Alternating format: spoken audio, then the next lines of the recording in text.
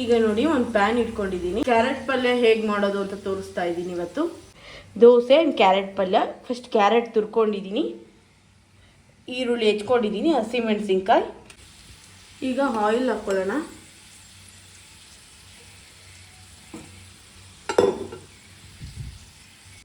ಈ ಕ್ಯಾರೆಟ್ ಪಲ್ಯ ಹೇಗೆ ಮಾಡೋದು ಅಂತ ನೋಡ್ಕೊಳ್ಳೋಣ.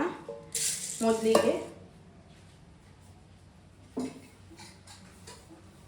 ಸಾಸಿವೆ,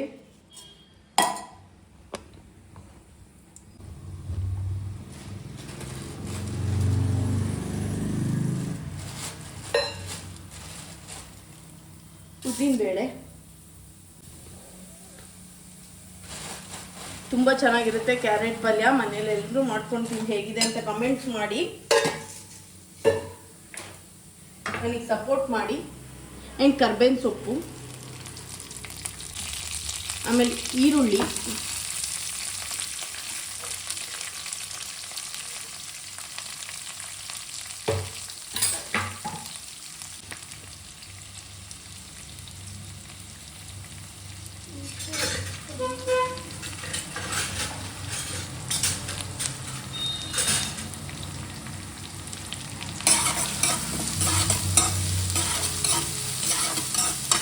ದೋಸೆ, ಚಪಾತಿ ಎಲ್ಲದಕ್ಕೂ ಚೆನ್ನಾಗಿರುತ್ತೆ ಕ್ಯಾರೆಟ್ ಪಲ್ಯ ಕಾಂಬಿನೇಷನು.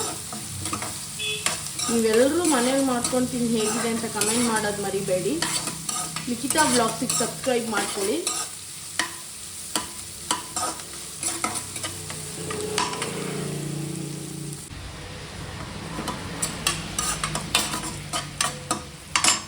ಈಗ ಕ್ಯಾರೆಟ್ ಹಾಕೊಳ್ಳೋಣ.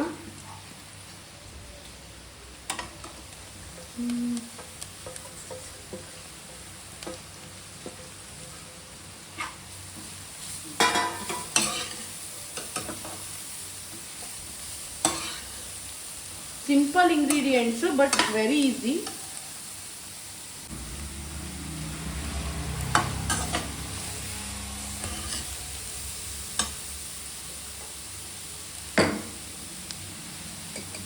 ಉಪ್ಪು ಹಾಕೊಳ್ಳೋಣ.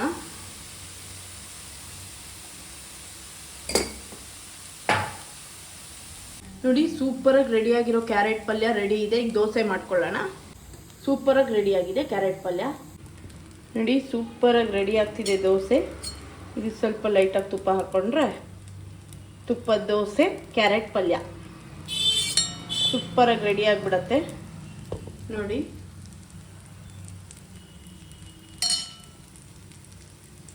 ವೆಜಿಟೇಬಲ್ಸ್ ಯಾರು ತಿನ್ನಲ್ಲ ಹೀಗೆ ಮಾಡಿಕೊಡಿ, ಎಲ್ಲ ತಿಂತಾರೆ.